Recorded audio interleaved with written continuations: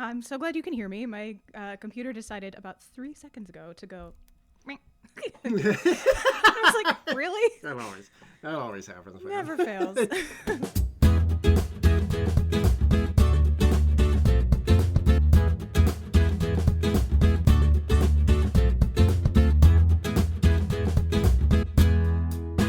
Hello and welcome back to the Fic List Presents Author's Notes, an interview series where I chat with creative type people about their experiences in and relationships to fandom and fan culture.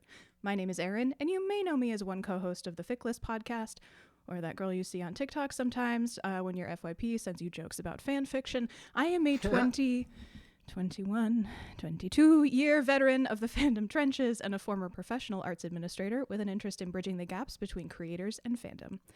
In today's episode, I am beyond excited to welcome #1 New York Times and #1 USA Today bestselling, Lambda Literary Award winning author, and just lovely all-around human being, TJ Klune.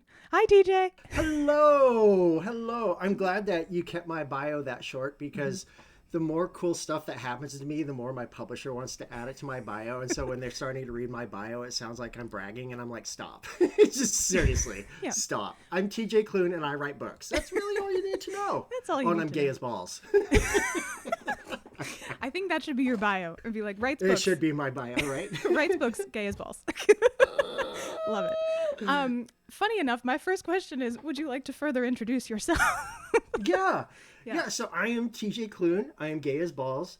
And I have been writing full time since 2016. Most people will probably know me from my 2020 release, The House in the Cerulean Sea, and a bunch of books that I've been with Tor. They published my first book in March of 2020. And as of this April 2026, I will be publishing my 12th book with them. And it is, I know, That's a lot of books. Ridiculous. It's ridiculous. But I've been doing, this is all I've ever wanted to do. Ever since I was a kid, all I wanted to do was be a writer. I wanted to grow up to be a writer. And I'm one of the very lucky people who got to say that they grew up doing what they love most. This has always been my dream. And the fact that I get to do this is at once unbelievable and twice it's humbling to an extraordinary degree. That is amazing. I can only imagine how wonderful it is to sort of grow up and get to live the dream. Yeah, especially when with me growing up, I had, like, to be quite frank, a shitty childhood where the people above me, the people who were supposed to be parents, decided they were the type that wanted to make fun of me for loving reading and wanting to be a writer and basically everything else. So in addition to wanting to be this ever since I was a kid, I grew up doing this to spite other people and despite them, to be able to prove to them that I am not the mistake that they always claimed that I was, and rather that I made something of myself and I did it on my own with a lot of help from other people. Hell yeah. Fuck them. Yeah, for real. For real. So the sort of central thesis of the main podcast that my friend Alan and I do is that fan fiction fandom is so core to a lot of us folks who grew up creative. And while, of course, it's silly, goofy, fun times, ha ha ha, there also is real heart and love in fandom spaces. And for many of the people who grow up to be creative, and this is where this interview series came from, professionally creative, I mean, who go on to be writers, artists, creating shows, YouTubers, whatever, they've spent a lot of time in their youth or growing up or even through adulthood being fans of things. That is why you sort of land in the creative world. So one of my favorite questions to ask people, because I think many folks have a different relationship to or an individualized relationship to it, is how would you personally define or describe fandom to you? That question comes because Chuck Tingle and I had an interview and he was like, oh yeah, it's this whole philosophical thing. And I was like, oh, I thought it was people on Tumblr. Yeah. So by the way, Chuck is one of my favorite people. And so if you want to hear a really good answer, you should listen to his answer. And side note, sorry, I just have to say this. When I was coming to the big leagues, when I transitioned from being a self-published and independent author to working with Macmillan and Tor, there were two people in the world that I always wanted to blur my book. Two of my favorite people in the world, two of my favorite authors. One is Stephen King, because I was a kid of the 80s and 90s, and I grew up reading Stephen King at far too young an age. And the second was Chuck Tingle. And a few years ago, I released a book called In the Lives of Puppets. And before that book came out, my editor called me and goes, "You need to sit down." And I said, "Uh-oh, why, what's going on?" She goes, "Chuck Tingle blurbed your book, In the Lives of Puppets." I bawled. And now we're friends. And I was just like, Chuck Tingle is my friend. He's an excellent guy. Mm-hmm. Anyways, fandom. Fandom to me, and what it means to me, is a deep appreciation for a work of art, a work of media, whether it be books, TV, movies, video games, music, whatever, that speaks to you in a way that maybe other things do not. And it becomes very much a core part of who you are. It doesn't necessarily have to define you, even though I think there are some in the fandom space that it absolutely does define them. Mm-hmm. But it's a place where you can feel safe. And not only feel safe, but you're with like-minded people who love and appreciate the same thing that you do. And not only that, but it has always been a huge safe space for queer people. Absolutely, for queer people coming together to in the idea of fan fiction, to rewrite canon, to put people like us in it, because we never got to see ourselves in that kind of thing. Like, I'll be completely literal and completely honest. My first writing experience when I was like 5 or 6 years old was me writing what is essentially fan fiction for the video game Metroid, which is one of my favorite video games in the world. I've played every single one of those games, but that first game, it blew my mind because you play all through it. You're a space marine with a gun for an arm. You're fighting aliens, blah, blah, blah, blah, blah. But at the very end of the game, the character takes off their helmet and reveals you've been playing as a woman the whole time. And that blew my mind. Hell yeah. I was like, oh my God. So I would write stories about me and that character, Samus Aran, going around and fighting aliens. Nice. And that was how I first got my start in writing, because something spoke to me so loudly in a way that nothing really else had before. And it expanded my mind in ways that, because think about it, when you're growing up, especially in the 80s and 90s, well, who are the action heroes? It's men. It's men. That's all it is. It's men. Yeah. Yes, we have outliers like, say, like the Aliens, especially the sequel and the first movie with Ripley, and then the Marines. But for the most part, it was very male-centric. Mm-hmm. And so to have this idea that you think you're one way while playing a game, and then all of a sudden she takes off her helmet, her blonde locks fall down, and you're like, what? Women can do this too? And so it was one of those defining moments for me. And I filled notebooks with stories over and over about me and Samus going around and shooting aliens. And I don't think that even I had a gun. I think Samus was the one with the gun in my stories, and I was just like her sidekick. Doing things. Yeah. I think it's so fun, and so it's such a human sort of impulse to be like, God, I love this story. Can I put myself in it? Can I can I live in this world more? Right. And I think like when we talk about fan fiction, we're talking about something specific, but really the root of it is like engaging with storytelling as a way to like engage with your humanity, in my opinion. Exactly. It is. And it not only that, but it also helps you, think outside the box. Mm-hmm. It also, while you're, a lot of it, especially when you're younger, is going to be self-insert kind of things. And that's just how we are. We're growing, we're learning. But in addition to being, self-insert, it causes you to think outside of yourself too, because it's like thinking, okay, so I'm here, or a version of me is here. How would the characters react to me while still being their in-world or in-canon selves? How would the characters react to me? Or how would the characters react to this situation that I have created that still feels like they're in character, but also doing things that they didn't do in the source material? And I love that, because especially for younger people, especially people who want to be writers and growing up and writing, it's a way not only to practice, but it's also a way to exercise your imagination. Mm-hmm. Because that's something, the imagination is a muscle that needs to be exercised just like any other kind of muscle that you have. Not only it needs to be exercised through writing, it needs to be exercised through reading and consuming this kind of media that gets in your brain and then worms itself into the very core of who you are. And then you want to be part of it, or you want to contribute to it. Yeah. And I love that. I love that because it just, even the very, very young people, even 10, or in my case, 6-year-olds writing fan fiction, it was me getting to use my imagination in ways that I hadn't before. Yeah, absolutely.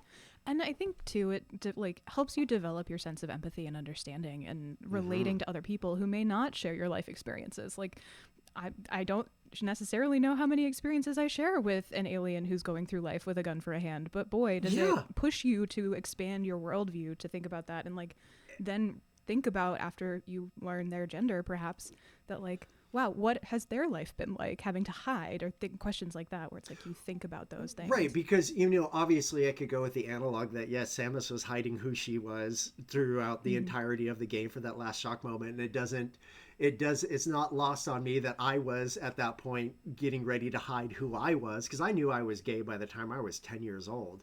So imagine, oh, no wonder I joined with this character as much as I did. No wonder I love characters that have secrets, because I knew I had secrets that I didn't want to tell anybody. And it felt comforting in ways that at that age I would not be able to articulate. Yeah, absolutely.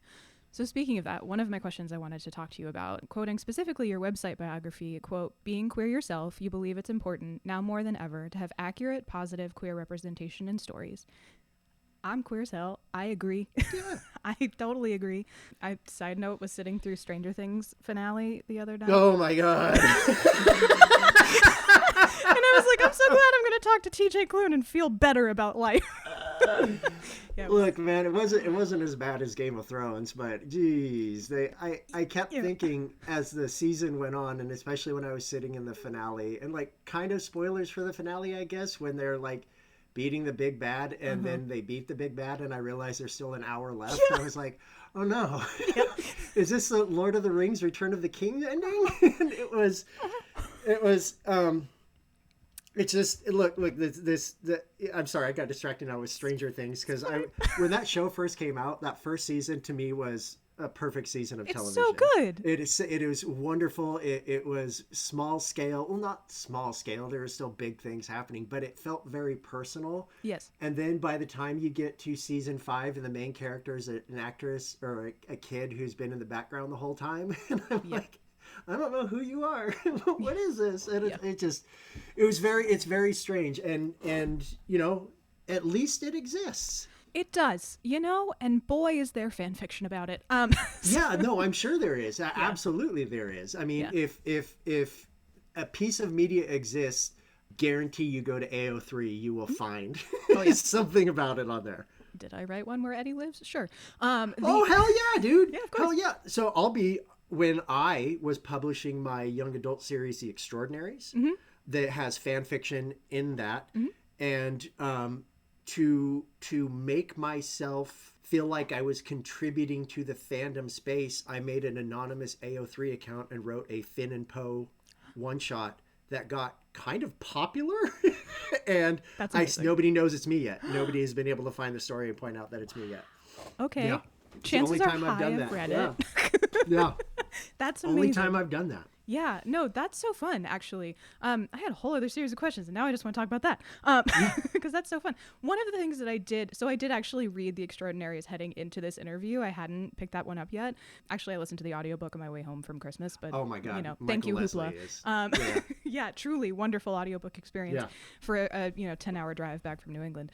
I really enjoyed it. I know it's YA and I'm a little older than the intended audience, but I quite loved it. And I did feel like it was really more of a loving homage to fandom. And like, there is sort of a like wink, wink, nudge, nudge. If you know, you know. My one critique, and I was like, go ahead, is that the rating system was wrong. Like, we don't use those. I know. I wanted to make it as close as possible, but I wanted to put a little bit more on top of that. Fair. Look, you know what's so funny so in The Extraordinaries, just to set the stage a little bit, The Extraordinaries is about a kid named Nick who loves the superheroes that protect his city so much that he writes self-insert fan fiction about them. And when I was getting ready to write this book, I realized I'm not a 16-year-old kid writing anymore. Yeah. And I want it to sound like a 16-year-old would write, not in a way that makes it sound like I'm mocking or making fun. But when you're 16 years old and you're writing, at least for me, I was purpling all over that prose, man. I was flowery like you wouldn't believe. Yeah. I was like thesaurus in hand going, oh, let's switch for this word and this and that kind of stuff. Yeah. And, you know, I was trying. That's the whole point. That's the whole point. You're trying. So I never, when I was getting ready to write that and I knew there would be fan fiction sections, I didn't want those sections to read like me talking down or me making fun of people who were writing fan fiction. So what did I do? I found my old X-Files fan fiction that I wrote when I was 13, 14 years old and basically plagiarized myself and put that into the book. Nice. The fan fiction that's in the Extraordinary series used to be about Fox Mulder and Walter Skinner. Nice. Yes. So when you see in the book, it says like Shadowstar growled seductively. That used to be Walter Skinner growling seductively because I was a very weird and horny 13-year-old and I had daddy issues. Aren't we all? You know? So yeah, so when you read The Extraordinaries and you see the fan fiction, that's 13-year-old TJ writing X-Files fan fiction. That's amazing. In a notebook. Yeah, I was fully going to be like, how did you walk the line? And it makes so much more sense now, actually, to be like, oh, this is somebody who like actually is part of fandom and fan fiction culture. Yeah. Oh yeah. Like, that makes so much sense. My first fandom arguably would be X-Files. Oh yeah. X-Files, Fox Mulder made me gay. Like, and then Dana Scully made me question it just a little bit. Like that show was the bisexual dream of so many people for a good reason.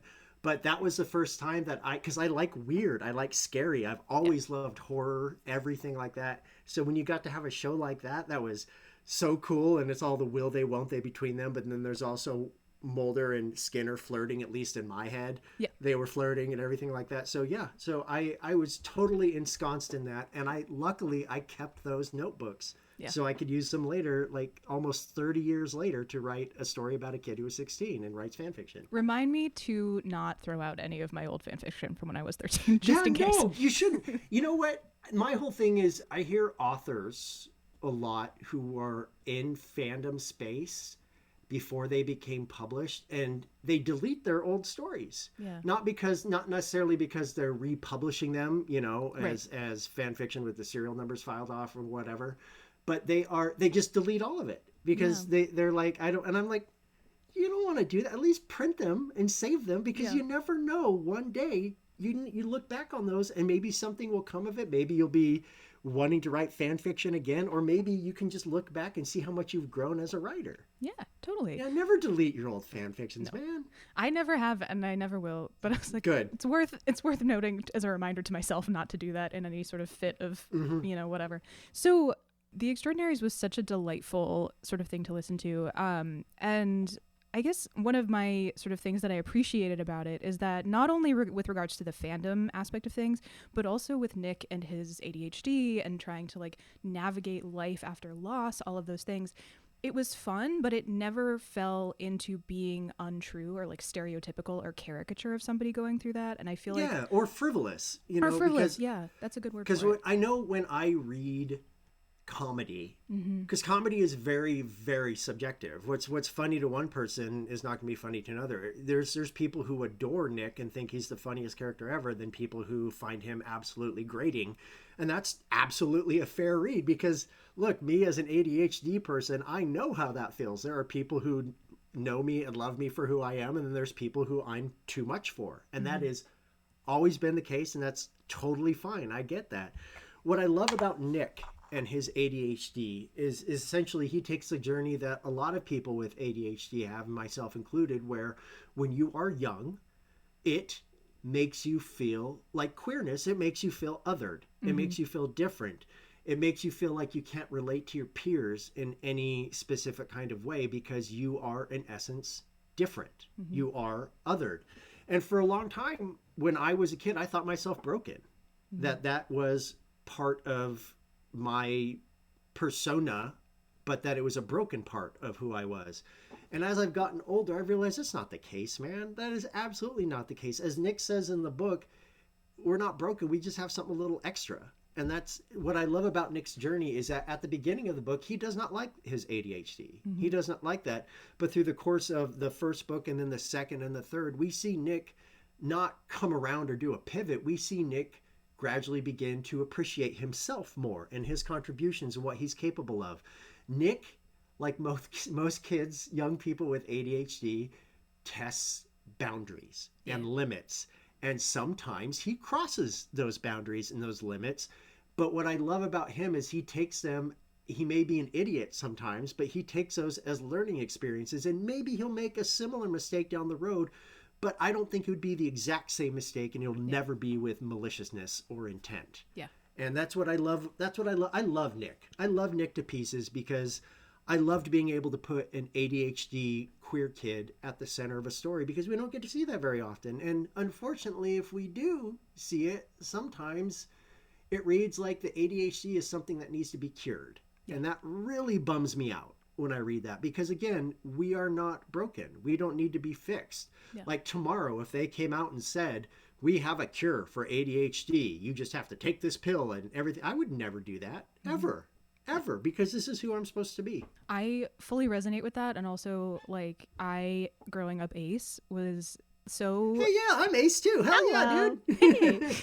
I did see that and I was like, friend. Yeah, but like growing up ace, I feel like that's such a big part of the journey too, right? Is like, especially as for me growing up, I was like, I knew that being gay was an option, but that didn't fully like resonate. I was like, but I'm not that either. So am I this fun other broken thing that like nobody has words? It wasn't until really college that I had any sort of word for what I was experiencing, and it came through fan fiction. Like that is 100% what happened. Is like I was reading fanfic of these characters and I stumbled across like asexual character this, and I was like, oh, okay, I'm not the only person who experiences this, first of all. Second of all, there are people who want to like actually have conversations about what this experience is like. This is like life-changing for me. So going on I think it is important to go, or to be able to have stories to go from the journey of like, I am this thing and it's just me, into being like, oh, my experience of it might be unique, but there are other people out there like me and I am not broken actually. It's like, it's magical to go through that journey.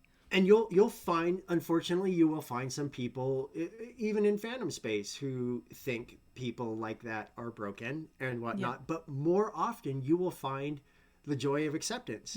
Because look, for the most part, the majority of people who are in these spaces, you know, unfortunately, the bad actors always get a lot of noise online and everything like that. But the majority of people aren't like that. It's just like everything else in the world. Whenever you see hate and vitriol online and it seems like everybody hates everybody else, it's an exponential thing. It's not how most people think. It's not how most people are. And so when you get to find people like you and people who are excited by the same things you are, or maybe people who introduce you to other things that maybe get you excited too, that's what I love. That's absolutely what I love. I mean, think about this. I think about it anytime, because there's a certain sect of the literati who look down on fan fiction as being less than, as being not literature. And look, my guy, when I hear people say stuff like that, I think, okay, there are people who write 200,000 word epics for free and then post it online. I've read fan fiction that has given me goosebumps. I've read fan fiction that has made me cry. I've read fan fiction that has made me happy. And you know what?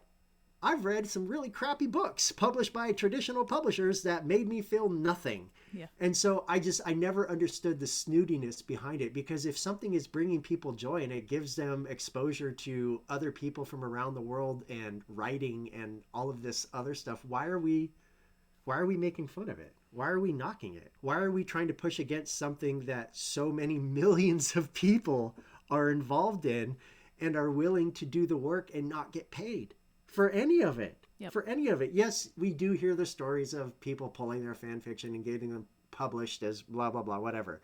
Majority of people, they don't do that. Yep. Majority of people write for the simple love of the fandom and writing and the characters they're writing about. I mean, hell, if you're in a specific fandom and you read fan fiction, how many times have you read the story about these same characters just in different situations, or maybe even in the same situations, and yet you reread over and over and over and over again? Ooh, look, a new one posted. Oh, it's kind of similar to this other one, but it's also 50,000 words long. Hooray! It's the two cakes theory. Yeah, right. Exactly. And then in fandom, in spaces like that, can you feel the heartbreak of finding a story that you absolutely love, getting to the end and realize it hasn't been updated in 10 years? Yeah. I mean, that's I learned very early on in using AO3 that to keep an eye out for certain things. We've all been there. Because I could not go through that heartbreak again. Yeah.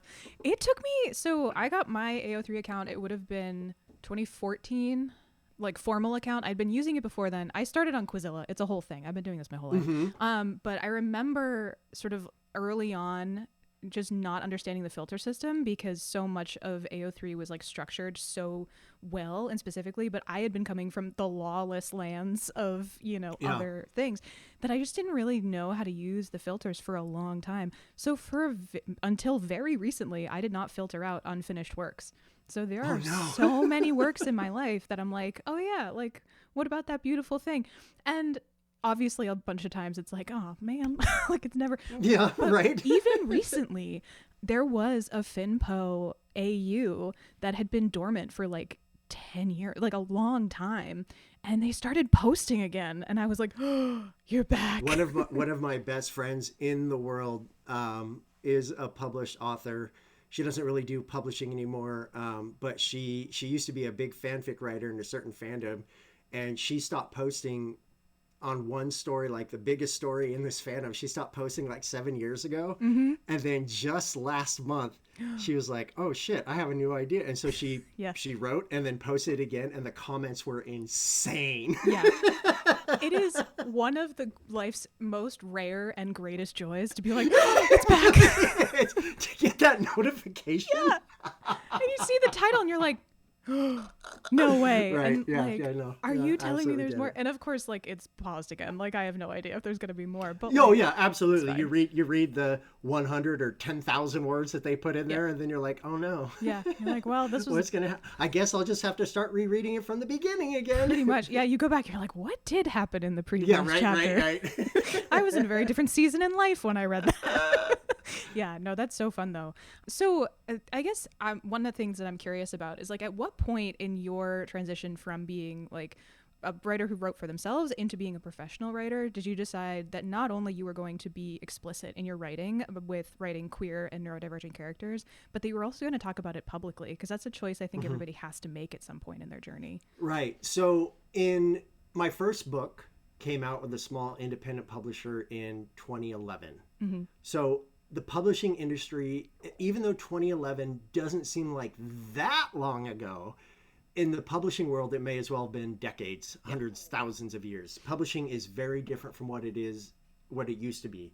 For example, for my first book, I wrote it in 2010. I went online. I Googled gay publishers. I clicked on the first one, sent them my book, and then they bought it, and I stayed with them for like the next 7 years. Yeah. And that doesn't happen. No. That's not how things happen anymore. Not only with the advent of things like Kindle Unlimited or the KDP, the Kindle Direct Publishing Program, where basically anybody can publish anything they want online. They can publish AI slop and pretend it's literature and all of that. Yeah. So when I was first starting out, things were pretty different, and I just knew that I wanted to write about gay people like me because even in 2011 there still wasn't a whole lot of that, because we were coming off of 2 straight decades of necessary but overwhelming HIV and AIDS fiction and memoirs, and because that's what the queer community was going through, and rightfully those stories needed to be told, but at the same time everything was, for queer people, even by queer people, felt very tragic. It felt very sad, and I never got to see myself, people like me, be happy in books. The very first book I ever read with queer people on them was given to me by my librarian, who I was the first person I came out to at age 16. and she gave me a book called The Front Runner. Mm-hmm. Do you know The Front Runner? Not at all. Okay, The Front Runner was a book written in the 1970s by a straight white woman named Patricia Nell Warren, and it is often considered the first critically and commercially successful gay novel. The book is about a collegiate coach named Harlan and a college runner named Billy, who Harlan is training for the Olympics. And the book is their love story. Mm-hmm. They fall in love. This is pre-HIV and AIDS. It's set in 70s. So it can feel kind of very gritty. It can feel very, at moments, very erotic. And I'm about to spoil a book that's almost 60 years old. That's okay. So forgive me. The book ends with Billy running in the Olympics with Harlan and all their friends looking on, and then Billy gets shot in the head from the stands by an assassin, and that's the end of the book. Yikes. Yeah. And could you imagine a queer kid reading queer people for the very first time? Yeah. And then that's how it ends? Yeah. Some years later, after my first book came out, I got a message from a person named Patricia Nell Warren. And I was like, no fucking way. Yeah. Because I've read The Front Runner so many times now. I want to be clear. I love The Front Runner. It is a gorgeous piece of tragic gay fiction. Yes. And she had messaged me because she had read my first book, Bear, Otter, and the Kid, when that came out in 2011. She messaged me and she said how much she loved it. So, of course, what did I do? I fangirled all over her. Of course. I was like, holy shit, you're Patricia Nell Warren. You wrote The Front Runner. That was the first piece of gay fiction I ever read. Her response, I am so sorry. And now, you know what's sitting on my shelf? A signed first edition of The Front Runner. That was gifted to me. That is so lovely. Miss Nell Warren has since passed away. Mm-hmm. She passed away in the 2010s. And I still was able to get to know her beforehand because regardless of how it made me feel and regardless of how it set me on this mission to write stories the opposite of that, it was still such a foundational piece of work. Yeah. And the fact that I got to speak with the creator of that work that shaped me in such a way to the point where she had to say, I'm sorry. It's so profound in ways that I don't even know if I can articulate being an author, being a writer. It's my job to use words, but that moment was just so extraordinary. It felt like this full circle. Like she had done this thing in the 70s. And by the way, she knew how much of an effect that it had on the queer community that she wrote 2 sequels to the book that followed the family in the aftermath and them grieving and finally coming back together and working through everything. But it was this full circle moment because she was my launch pad into wanting to write stories the way I do. And I got to do that. And she read one of them. And that just, you couldn't ask for anything more kismet than that. That was just extraordinary for me. And that's what I've done. Throughout my career, my goal is to tell stories about where queer people get to be the heroes, where they get to be the villains, where they get to win, succeed, find love, grow old, make mistakes, learn from those mistakes, sometimes not learn from the mistakes, other times. But queer people get to be people and they get to live their lives in the stories. And maybe at the end of my books, the queer people get to be happy. And maybe that's how I want to write because I was shaped so much by the idea of growing up in queer tragedy. Yeah. And so I love, the reason I do what I do is because I love seeing queer people get the same thing as everybody else is supposed to get. Absolutely. Not to bring it back to Stranger Things, but I do feel like that is such an important thing to talk about when we're talking about specifically queer storytelling, is that it is totally fair for an author to want to write a tragic story. Yeah. It is also necessary for folks to understand the context when writing queer stories that much or almost all of what we have experienced thus far is tragic. And therefore, in many ways, the more sort of interesting or the different take on something is to not necessarily end in unrequited love or like any of those things. It's weird that it's almost subversive. Yes, that is subversive. You're right. It is. But look, for a long time growing up, if there were queer people in media, books, whatever, they were the offensive, over-the-top stereotype. They were there to teach the straight characters a very valuable lesson, or they were there to get sick or to get hurt or to get killed. And, you know, granted, there are some notable exceptions to that. Sure. There are some very notable exceptions to that. Like, think about the will and grace of it all in the late 90s, the queerness that came to people's televisions on a regular basis at that point. And then, you know, right after that was Queer as Folk when that came out in the American version. And that was completely subversive too, because instead of showing like the funny gays who were doing this, these were messy gays who were fucking and doing all of this other stuff and doing drugs and all of this kind of thing.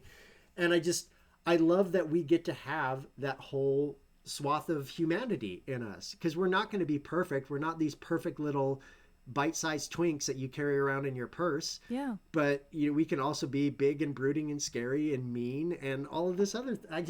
I love the diversity of all of us. I love my community to bits, to pieces, and I love who we are as people. Yeah.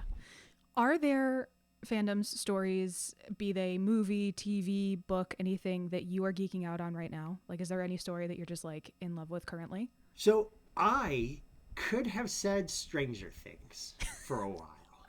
Like, my ranking of the seasons are one is the best, then 3, 2, 4, 5. We have the same rank. Okay. Yep, I'm with you. You could argue 2 and 3 maybe. Yeah. Two that in season 2, I ding season 2 for that entire Callie episode where 11 goes off into the other people and meet that, and it was like whatever. Yeah. But there were moments of greatness in it, like the introduction of the Kate Bush running up the hill in season 4 with the music and how emotional that was. That was beautiful. In season 3, like the Battle of Starcourt Mall where they were all in there, and I loved that kind of stuff. But then it's this idea with sequels that I've fallen victim to myself at times in the past, but the idea that the bigger is always better. Yeah. Like, how cool would it have been for Stranger Things to start at season 1? Like, imagine like an arc. Season 1 was this point quiet. Season 2 was bit bigger. Season 3 was the biggest. Yeah. And then season 4 was quieter, and then season 5, the final season, was back on par with season 1, a quiet little story. Right. I think that would be cool to do stuff like that. Yeah. Things I'm geeking out about now, though. Right now, I am for the life of me, I don't know why I did this to myself, but I'm back playing Red Dead Redemption 2. Oh, and fun. It's one of my favorite video games of all time, and now all I want to do is cowboy stuff. You know? Yeah. I mean, look at me. I'm not a cowboy, but now all I want to do is since I started replaying it, I'm like, you know what I'm going to do? Yeah. Finally, I'm going to read Lonesome Dove. And so I've been reading Lonesome Dove. And if you've never read Lonesome Dove and you think, oh, it's just a big, thick, boring Western, holy crap.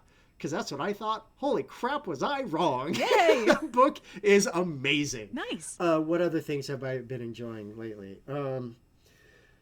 Is there an Avatar fandom? The blue people Avatar or the Last Airbender? Avatar. Okay. The blue people Avatar. Kinda. Because I love those movies, like unabashedly. I was grinning like a fool sitting in the third one, and I absolutely adore it. Pluribus is one of the greatest TV shows I have ever seen, and I am so thrilled that more and more people are discovering that, and that I get to talk with people about theories and everything like that, because I love, like, remember, you might be too young to remember these days, but when Lost first came out, I do remember when Lost first came out.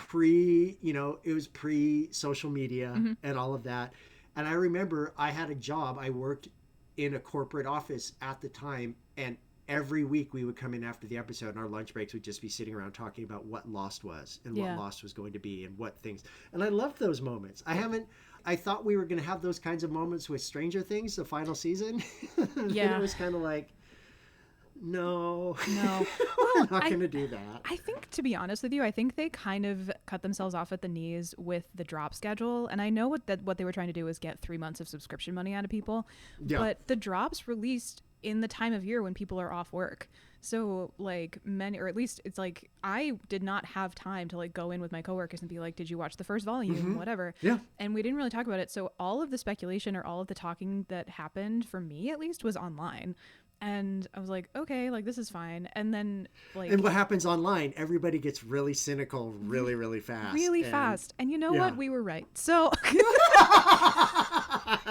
hate to say it. Look, power to them, Duffer Brothers being able to tell a big, huge story like that and whatever. I wish I didn't also have to see a play to understand everything that was happening in the background and all of that. And I wish it had just been about the kids again. Yeah, I think they also, I understand the idea of having a ton of time, but I feel like it would have been better if the episodes were tighter and shorter, actually, because I feel like the pacing was just really slow. Especially that final episode, man. That was brutal. I kept pausing let me ask you a question. How did you feel about Will's coming out scene? I did not care for it.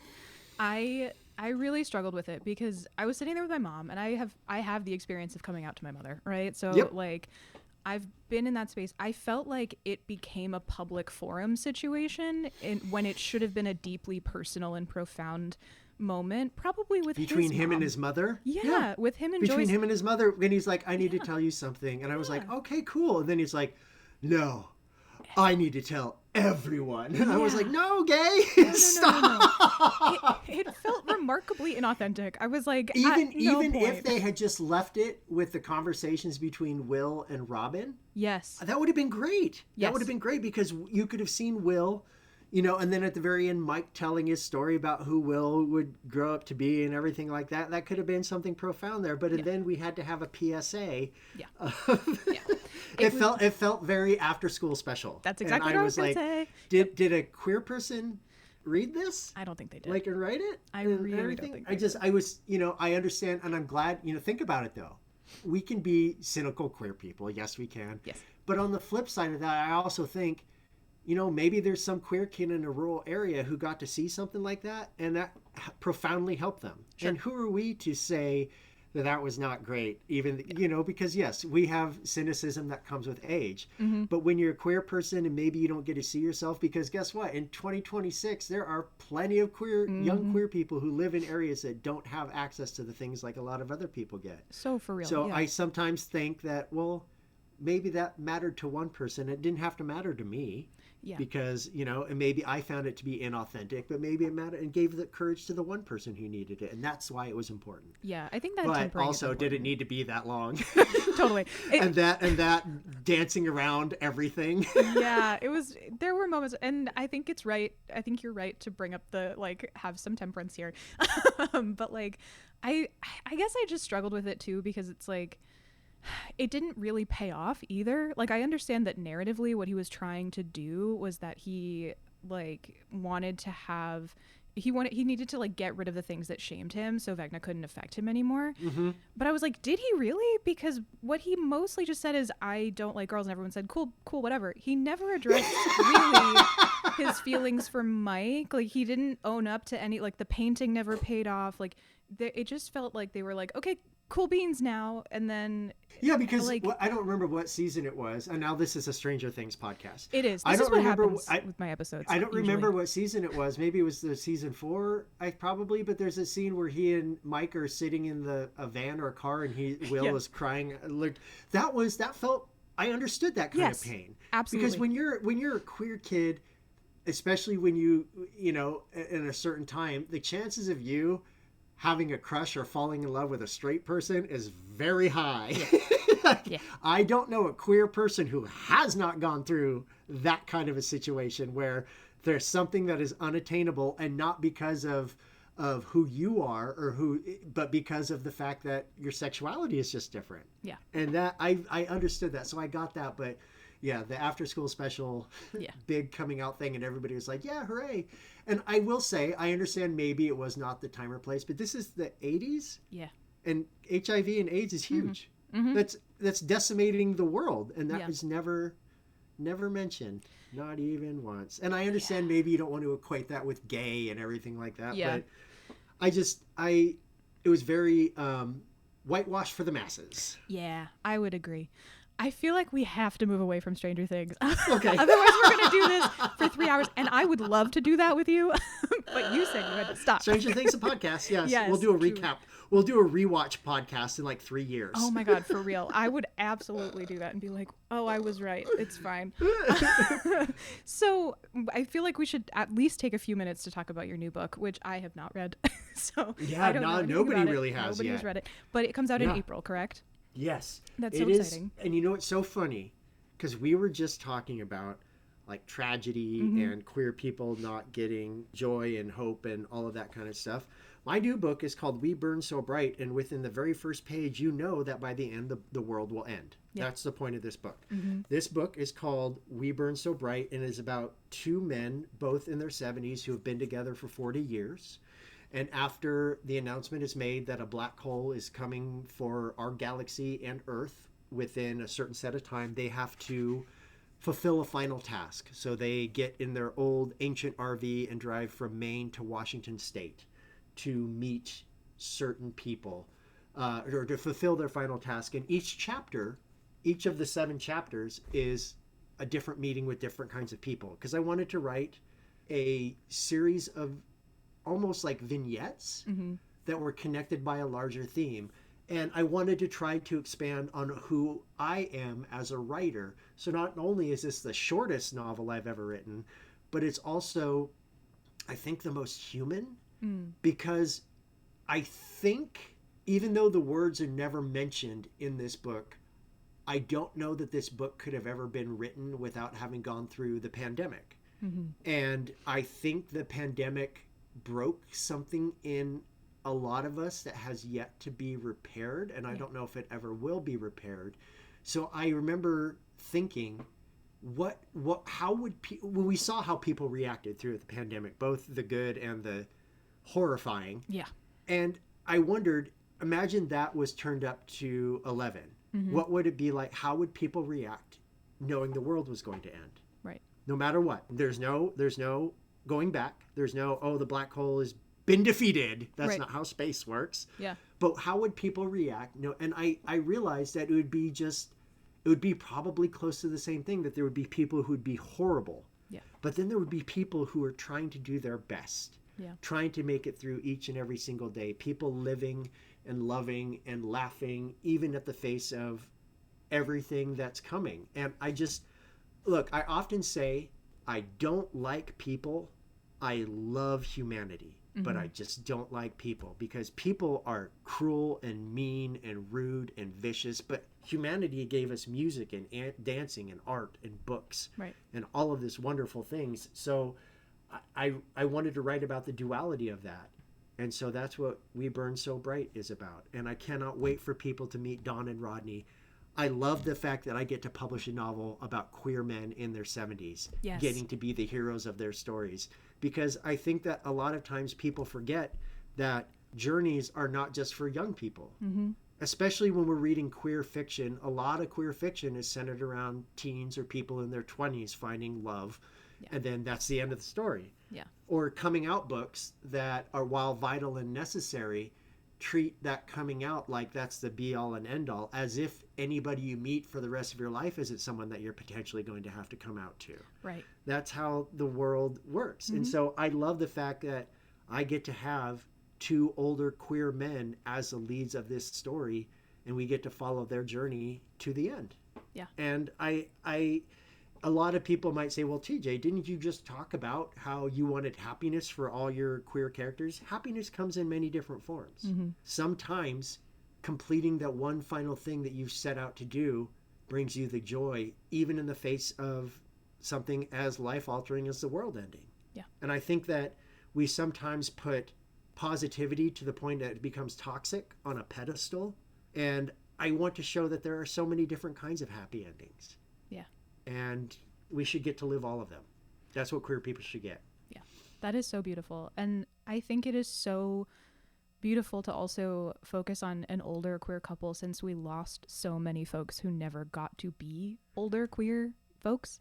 Let me tell you something. For all the younger queer people listening to this, if you don't know your history, you need to know your queer history. And I'm not just talking about places like Stonewall or anything like that, or Marsha P. Johnson, even though they are profoundly important to the queer story. You need to know about places like the Black Cat in Silver Lake, California, which happened before Stonewall. There used to be a whole line of lesbians and gay bars along this boulevard in Silver Lake that got raided one night, and it basically came down to the police versus the queer community. And this happened before Stonewall. You won't know that the reason that Pride started in Tucson, Arizona was because in the 1970s, a queer man was beaten to death outside the gay bar by 4 teenagers who then later got probation for that murder.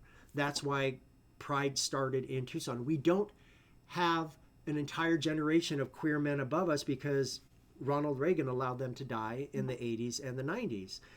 Something so profoundly moving to me has been, look, it is beyond a fact that women read more than men. Women, and because of that, women are smarter, more empathetic, more worldly. And I'm not talking about, and I'm talking about anybody who reads. I don't care if you're just reading romance. I don't care if you're just reading fan fiction. You said earlier that reading helps teach empathy, and it absolutely does. More women read than men by a large margin. But something that has happened in the last few years, something that I find profoundly interesting, is how many more queer men, especially older queer men, are picking up books with characters like mine in them and then coming to me and saying, I didn't know books like this existed. Yeah. I didn't know there was nothing like this when I was a kid. And it's a joy to see some man in his 60s on the verge of tears because he found happiness in a book. Yeah. If I never got onto another bestseller list, if I never got another award, if I never sold millions of copies of my books ever again, and I just had one person come up to me and say that, I've done my job. That's something that I said when I first told myself when I first started writing. If I helped at least one person with one of my books, then I've done with what I set out to do. I had a straight father come into one of my lines with a copy of In the Lives of Puppets, where the main character of that book is asexual, and this man's teenage daughter had given that book to him to help him understand her asexuality. And he came to this convention just to get the book signed by me to tell me that fact. Yeah. And moments like that are so far more important than almost anything that you could imagine. It's profound, it's humbling, and it's wonderful that I get to be part of that. Yeah, that is amazing. I think we are running out of time. I have one final question that I always ask during these interviews because I think it is the sort of crux of it is bridging the gaps between fandom and creators. So this is my sort of wrapping up question for everybody. Okay. Is there anything you wish fans and fandom better understood about being a professional creative? And is there anything that you wish professional creatives better understood about fandom and fan culture? Something that I wish that fandom understood about professional publishing is that sometimes I'm very lucky in my career that I've been able to largely avoid this, but sometimes business sides of things come into it, and executive decisions are made above you that you don't. For example, I'll give a very specific example. In the original version of In the Lives of Puppets, the main character, Victor, who is asexual, was also autistic. And I spent months and months and months and months and months talking to people with autism, talking to parents of children with autism, talking to medical professionals who help people with autism. And I thought I'd written pretty good representation. I'm not autistic, so I can't speak to that. We hired 3 sensitivity readers. 2 of them, sensitivity readers, for those who don't know, are people within a community that an author is writing about. So these 3 readers were people with autism. 2 of them loved it. 1 of them did not. And so the publisher decided to let go with the one person. And that happens. Yeah. It absolutely happens sometimes. Something that I wish that professional writers, whatever, would understand about fandom: you cannot be so freaking precious about your words, man.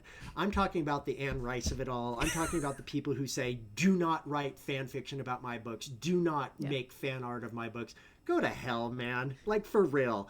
If something you created inspires somebody else to do something, that should be the biggest compliment in the world, because it's art inspiring art. It's creativity inspiring creativity. Get off your freaking high horse and let people do what they want. It's not your book anymore. Yes, you wrote it, but you released it into the world, so it belongs to everybody else. Yeah. Everybody else. And so long as they are not profiting off of your work, let them do what they want. Let them write their freaking fan fiction. I don't read fan fiction based upon my own books, because I want to make sure that my ideas are mine. Right. You never know what could get filtered in through your head. Sure. So I don't read any fan fiction based upon my work. But if you want to write fan fiction based upon my work, and a lot of people do, go right ahead. Be Mary, be Joy. Do things with the characters that you wanted me to do that I didn't do. Yeah. Write them to your experience. Make them yours. That is what they're there for. My books will always be there. My books will always be the same story that I wrote. You can always come back to it, but make the characters whatever you want afterwards. I just don't understand the snootiness when it comes to fan fiction. Like, literally, get off your high horse, man. I love that. The Anne Rice of it all, I was like, you've been in the trenches a long time. Oh yeah, I know. Oh, I know, man. I know. I've been around. I know certain things that probably the layman would not know, but yes, the Anne Rice thing is notorious of basically getting to the point of getting attorneys involved and being litigious over the idea of fan fiction. Oh my God. Seriously, the first time somebody told me they wrote fan fiction on one of my books, I was over the freaking moon, man. I was like, what? Yeah. You did what? Hooray. I won't read it, but hooray. Yeah. One time someone wrote, this is like so silly, but we host panels at Comic-Con all the time. Yeah. And someone wrote fan fiction based on one of our panels. And I was like, okay, the creativity inherent in that is unbelievable. That is wild. Yes. There's some additional context that's helpful, that it's a cosplay contest thing. So they wrote fan fiction about the two that won. It's called OTP or No TP, a tournament of cosplay pairings. And it's very silly. And so they wrote Batman and it was Joker and Blackbeard fan fiction, because that was the pairing that won. Because I was going to say it's going to be Batman and Superman, which is like what Nick says in The Extraordinaries, that Superbad is the worst fan fiction name. They should be Man-Man. And I don't understand why that's not the case. I do agree with Nick in that particular. I think Man-Man is way funnier. How amazing would that be? What's your favorite fandom, Man-Man? It's like, okay, which Mothman? Yeah, which one is that? Which It's just Men. That's fine. Man-Man. It's just men. Yeah, that's so funny.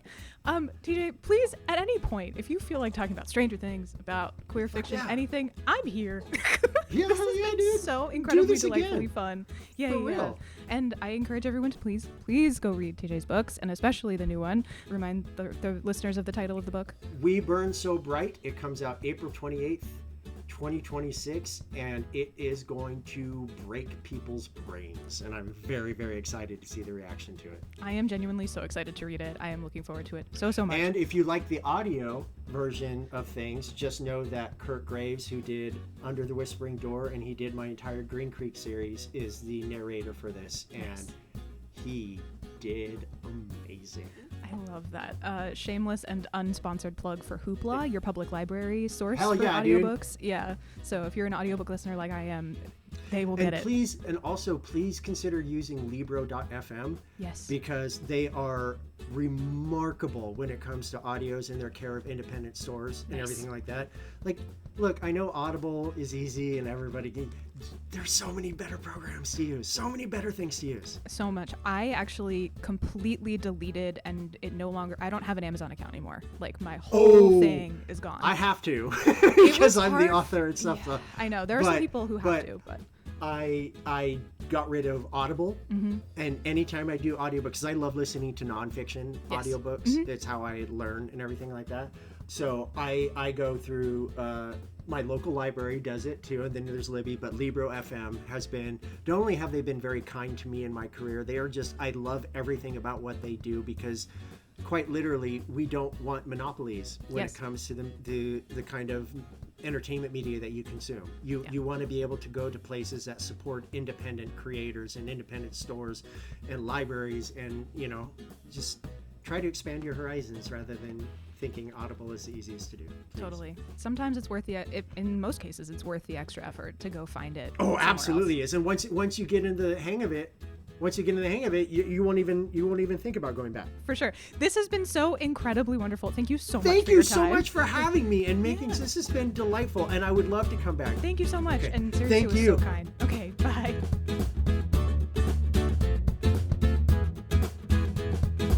A huge thank you again to TJ for taking time out of his day to speak with me. And you know what? Honestly, the biggest thank you to Tor. The folks over at Tor have been so incredibly lovely to work with, not only for this interview, but for previous interviews.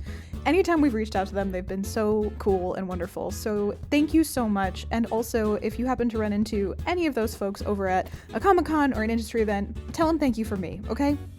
Don't forget to go check out TJ's new book, and really all of his books. You can go to tjklune.com to start, and also, hop into your public library. I'm certain they have them either, online, ebooks, audiobooks, or in print form, whatever suits your fancy. As always, a huge thank you to our Ko-Fi supporters. We have our friends of the pod, Allie, Leo, Danielle, Rose, Charlotte, Sly, and Dion. We love you all so much. I say it all the time, but y'all are keeping the lights on over here.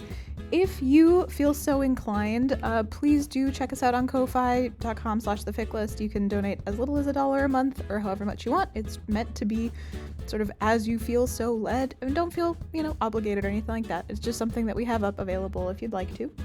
In this new year, we are, of course, hoping to see you at some conventions, most notably Washington, D.C.'s AwesomeCon DC. We will keep you posted on that. Nothing is confirmed yet. Here's hoping. And as always, take care, be safe, and thank you so much for listening. Have a good one, y'all.